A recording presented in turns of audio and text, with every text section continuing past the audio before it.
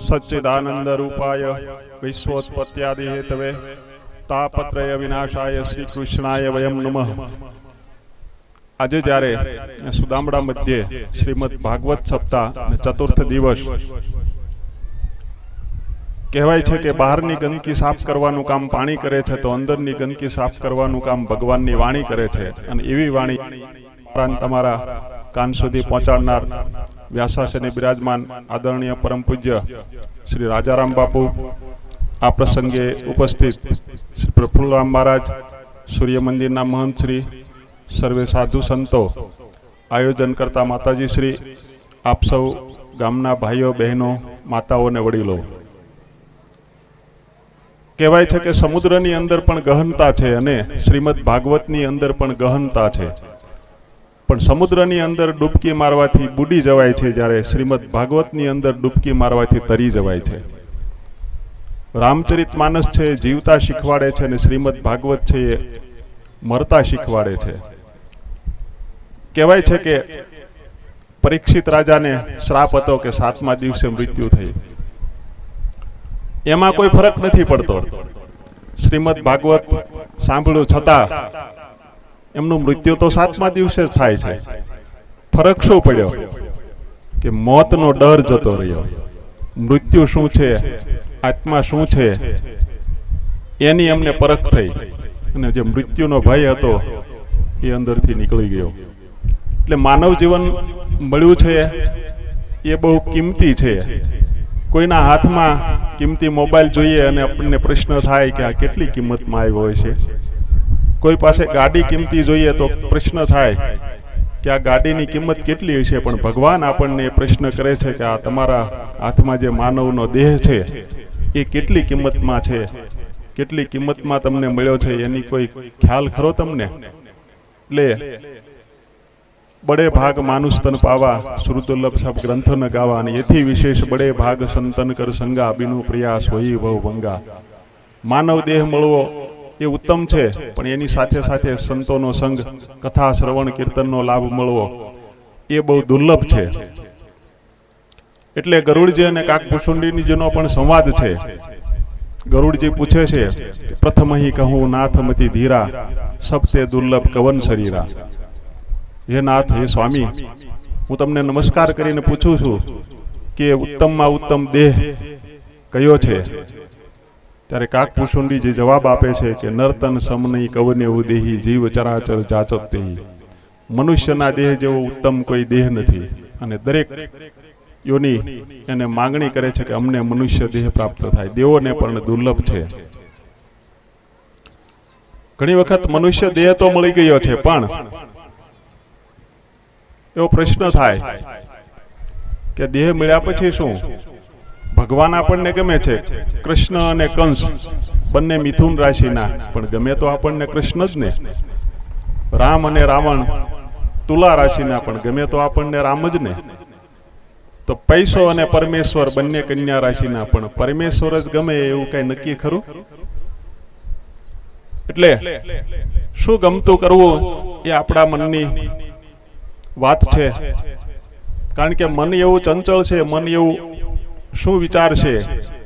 मंदिरनी अंदर जईए, दान पेटी सामे होय, 2 50 नोट होय, एक कोरी कड़कड़ती 50 रुपयानी नोट होय ने एक चीमळाई गेली मेली होय, तो ए दान पेटी में कई नोट नाखवानुं मन थाय? एमां पण घणी वखत आपणने मन अकळावे छे। किंमत तो बंनेनी सरखी छे, पण ए मनने समजाववा माटे थईने शुं करवुं? तो एना माटे कथा कीर्तन जरूरी छे।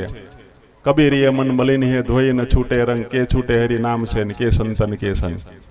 एटले एना माटे कथा श्रवण कीर्तन भजन खूब जरूरी छे। घणा अवतारो थई गया, ए पण आपणने कई कही जाय छे। राम कृष्ण एमणे क्यारे आराम नतो कर्यो, घणो बधो सहन कर्यो। शा माटे? कारण के राम वन गए तो राम बन गए। अयोध्या में जो होत ने तो एमने दशरथना कुंवर राम तरीके ओळखात, पण अयोध्या छोड़ी अने जंगल में दरेक ज्ञातिने अपनावी, पछात ज्ञातिओने पण अपनावी, अने एटला माटे मर्यादा पुरुषोत्तम भगवान श्री राम तरीके ओळखाय छे। એટલે રામનું ચરિત્ર જોઈને વિશ્વામિત્રજી જ્યારે એમનો યજ્ઞ પૂર્ણ નહોતો થતો ત્યારે અયોધ્યામાં દશરથજી પાસે માગણી કરવા જાય છે કે મને રામ આપો. એટલે દશરથજી કહે છે કે રામ તો હજી યુવાન છે, નાના છે, હું આવું અથવા મારું સૈન્ય મોકલું, તમે રામને જ કેમ પસંદ કરો છો? એટલે વિશ્વામિત્રજી સરસ જવાબ આપે છે. એક શ્લોક છે, યવનમ ધન સંપત્તિ પ્રભુત્વમ અવિવિકેતા એકમપ્નર્થાય કિમુ યત્ર ચતુષ્ટયમ. આ ચાર વસ્તુ છે. જ્યારે જુવાની હોય તો પણ અહંકાર આવે, સંપત્તિ ભેગી થાય ત્યારે પણ અહંકાર વધે છે, પદ પ્રતિષ્ઠા મળે ત્યારે પણ અહંકાર વધે છે. તો આ ચારેય ભેગું થયું હોય તો પછી પૂછવું જ શું? પણ રામની અંદર, રામ પાસે આ ચારેય વસ્તુ છે છતાં પણ નિરઅહંકારી છે, એમનામાં અહંકાર નથી ને એટલા માટે હું એમને પસંદ કરું છું. એટલે ધન્ય છે રામનું ચરિત્ર. એ મહાપુરુષો આપણને તારવા માટે આવેલા, જગાડવા માટે આવેલા, પણ આપણે એનું ભજન કરવાને બદલે વજન કરીએ છીએ. શિવનું સ્વરૂપ જોઈએ તો કલ્યાણકારી છે. કુટુંબની અંદર ગરીબ કુટુંબ હોય એને નાનું બાળક બહાર આટો મારવા ગયું હોય ને જમવાનો ટાઈમ થયો હોય, મા બાપ જમતા હોય, થાળીમાં થોડુંક જ હોય છતાં પણ પોતે ભૂખ્યા રહીને એને આપી દે અને કહે કે અમે તો જમ્યા છીએ. અને એ ભાવના છે ને એ શિવ ભાવના છે. ક્યારેક બાપ અને દીકરાના બૂટનું પરમાણુ સરખું હોય, માપ સરખું હોય, બાપ પાસે નવા બૂટ હોય અને દીકરા પાસે જૂના બૂટ હોય ને ત્યારે બાપ એમ કહે કે બેટા મને આ નવા બૂટ તો ડંખે છે, હકીકતમાં ડંખતા ન હોય, અને એ આપી દે ને તો એ શિવ ભાવ છે. ઘણા વર્ષો પહેલા દુષ્કાળની પરિસ્થિતિ ભારતની અંદર હતી ત્યારે એક પ્રધાનમંત્રીએ જાહેરાત કરી કે આપણા દેશની અંદર અનાજની ખૂબ તંગી છે, વસ્તી વધારો છે, તો બધાએ અઠવાડિયામાં 1 ટંક ઉપવાસ રાખવો, અને બધાએ માન્ય રાખ્યું. ત્યારે શાસ્ત્રીજી એવું કહેવામાં આવ્યું કે આપણે ભારતની અંદર સપ્તાહમાં 1 દિવસ ઉપવાસ રાખવો તો દરેકને અનાજ પૂરતું મળી રહે. વર્ષો પછી ભારત દેશ આબાદ થયો, સમૃદ્ધિવાન થયો, બીજા દેશોને પણ એ અનાજની નિકાસ કરે છે. પણ એ કુટુંબની અંદર એક નાનું બાળક વડીલને પૂછે છે કે આપણે આ ઉપવાસ કેમ કરીએ છીએ સોમવારનો? ત્યારે વડીલે કહ્યું કે શાસ્ત્રીજી આપણને કહ્યું હતું એટલે શાસ્ત્રીજી તો જતા રહ્યા પણ ઉપવાસ આપણો કરવાનો ચાલુ છે. તો આપણે ભૂખ્યા રહીને બધાને ભરણ પોષણ કરવું એ કલ્યાણકારી ભાવના, એ શિવ ભાવના છે. આખા જગતને અમૃત મળી રહે અને ઝેરને અટકાવી રાખવું એ શિવ તત્વ છે. એટલે શિવ પણ ઘણું બધું આપણને કહી જાય છે. અને કૃષ્ણની તો વાત જ ક્યાં કરીએ. જબ જદ વંશ કૃષ્ણ અવતારા હોઈ હરણ મહામયી ભારા. આ પૃથ્વી ઉપર જ્યારે જ્યારે પાપ વધી જાય છે ત્યારે અવતારો થાય છે. કૃષ્ણના જીવનમાં પણ દુઃખ ક્યાં ઓછું હતું. જન્મ જેલમાં થયો છે, વાસુદેવજી એમને સુપડામાં લઈને નંદ બાબાને ત્યાં મૂકવા જાય છે. સુપડું પણ કઈ જાય છે, સાધુ એસા ચાહીએ જૈસે સુપ સુહાય, સાર સાર તો ગ્રહી લે થોથા દે ઉડાય. સુપડું આપણને કહેવા માંગે છે કે તમે છે ને સારું સારું ગ્રહણ કરો, ખરાબ ખરાબ જતું કરો. પણ અમુક વ્યક્તિઓ એવા હોય છે કે ચાળણી જેવા, ચાળણીમાં તમને ખબર છે સારું સારું જતું રહે, ખરાબ ખરાબ અંદર. એટલે સુપડું પણ આપણને કંઈક કહી જાય છે. પણ કહેવાનો મતલબ એ છે કે કૃષ્ણને જ્યારે બાળકૃષ્ણને માથા ઉપર લઈને વાસુદેવજી મૂકવા જાય છે ત્યારે જેલના તાળા ખુલી જાય છે. કેમ ખુલી જાય છે? ગમે એવું જીવનમાં બંધન હોય પણ માથે ભગવાન રાખ્યા હોય ને તો એ બંધન પણ મુક્ત થઈ જાય છે. આગળ જતા યમુનાજીમાં રસ્તો થઈ જાય છે. તો જીવનની અંદર પણ ગમે એવી વિકટ પરિસ્થિતિ હોય પણ માથે ભગવાનને રાખેલા હોય ને તો એ સાનુકૂળ પરિસ્થિતિ સર્જાઈ જતી હોય છે. નંદ બાબાને ત્યાં જશોમાની બાજુમાં વાસુદેવજી બાળકૃષ્ણને સુવડાવે છે અને રડવાનું ચાલુ કરે છે. ભગવાનના રડવા પાછળનું કારણ પણ કંઈક હોય છે. માતાજીને કહે છે કે માતાજી તમે પડખું ફેરવો ને તો હું તમારી બાજુમાં સૂતો છું, પણ પડખું ફેરવવાની જરૂર છે. ભગવાન ક્યાંય દૂર નથી પણ પડખું ફેરવવાની જરૂર છે. મોટા થઈને વાંસળી વગાડે છે તો વાંસળી વગાડી અને ગોવાળોને જગાડવાનું કામ કર્યું છે. કુરુક્ષેત્રને મેદાનની અંદર ગીતા ગાય અને અર્જુનને જગાડવાનું કામ કર્યું છે. ભગવાન છે એ આપણને જગાડવાનું કામ કરે છે. પણ આપણે મોહમાં ઊંઘતા હોઈએ છીએ. મોહ સકલ વ્યાધિન કર મૂલા. દરેક ઉપાધિઓનું મૂળ મોહ છે. પણ કૃષ્ણએ તો છેવટનો મોહ પણ છોડ્યો છે. જ્યારે અયોધ્યામાંથી રામ નીકળે છે ત્યારે એમને મનાવવા માટે, પાછા વાળવા માટે આખી અયોધ્યા એમની પાછળ જાય છે. કૃષ્ણ જ્યારે દ્વારકા છોડે છે તો ત્યારે એમની પાછળ કોઈ નથી હોતું. પણ એ બે મહાન અવતારો જ છે, પણ પાછળના જે માણસો છે ને, વસ્તી, એની ત્યારે કિંમત થાય છે. પણ કૃષ્ણએ છેલ્લો મોહ પણ છોડ્યો છે. માણસને ઘણા બધા મોહ હોય, પણ છેલ્લો મોહ કેવો હોય કે પોતાનું અવસાન થાય ત્યારે અંતિમ યાત્રામાં હજારો માણસો જોડાય. એ મોહ પણ માણસથી છૂટતો નથી. તો કૃષ્ણએ તો એ મોહ પણ છોડ્યો.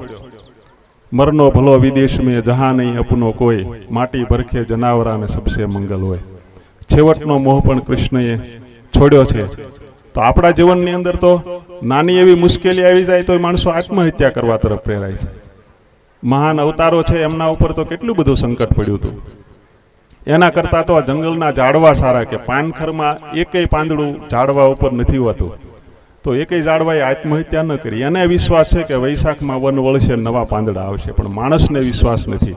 એટલે ભગવાન ઉપર ભરોસો રાખી અને આપણે જીવન વ્યતીત કરવું જોઈએ. કારણ કે અવસર હે અનમોલ કામ કુછ એસા કરજા, પાકર ગુરુ से ज्ञान मरने से पहले मर जा, अपने घट में बैठ निरंतर ना किसी के घर जा, સીતારામ નામ સમર કર ભવસાગર से तर जा.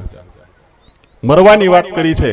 રામચરિત માનસની અંદર પણ સુગ્રીવ કે મૃતક પ્રતીતિ નિમુક ગયું તે મૂર્છા બીતી. મૂર્છારૂપ થઈ ગયા સુગ્રીવ, મરી ગયા હોય એવું. કારણ કે મરવું એ પણ સહેલ નથી. અહીંયા જુદું મરવાની વાત છે કે અહંકાર મુક્ત થવું. मस्त राम मुर्दा से बोले हमको कुछ बतलाओगे, मुर्दा में से एक मुर्दा बोला मर जाओगे सुख पाओगे. तो मर्दा पाछળ એક ભાઈ ત્યાંથી નીકળ્યા એટલે એમણે મર્દાને પૂછ્યું કે તમે કંઈક અમને બોધ આપશો. એટલે એમાંથી એક ઊભું થઈને કીધું કે મરી જાઓ ને તો તમને સુખ મળશે. એટલે અહંકાર મુક્ત થવું એ જ મોટામાં મોટું સુખ છે. કારણ કે જે કાંઈ લાગુ પડે છે એ અહંકારને લાગુ પડે છે, પણ અહંકાર શૂન્ય થવું. ભગવાને ઘણો બધો આપણને કીધું છે. મહાન અવતારો થઈ ગયા, એમણે આપણને બોધપાઠ ઘણો બધો આપ્યો છે. પણ 84 લાખ યોની છે, એમાં સેવા અને સમરણ માનવ દેહથી જ થઈ શકશે. અને એટલા માટે આ માનવ દેહ ઉત્તમ છે. પશુ પક્ષીને સેવાને સમરણ કરવા છે, થઈ શકશે ખરા? તો ઉમા કહું મેં અનુભવ અપના, સતહરી ભજન જગત સબ સપના. એટલે ભગવાનનું ભજન કરવું અને આગમ નિગમ પ્રસિદ્ધ પુરાના, સેવા ધર્મો કઠિન જગ જાના. સેવા ધર્મ છે એ મુશ્કેલમાં મુશ્કેલ છે, એ માનવ દેહ થકી થઈ શકે છે.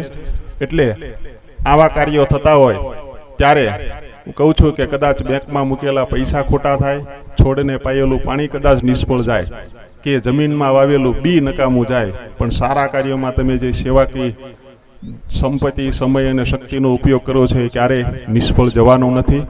એટલે એવા સેવાકીય કાર્યોમાં આપણે હરમેશ જાગૃત રહીએ અને એમાં કામ કરતા રહીએ. અસ્તુ. જય સિયારામ.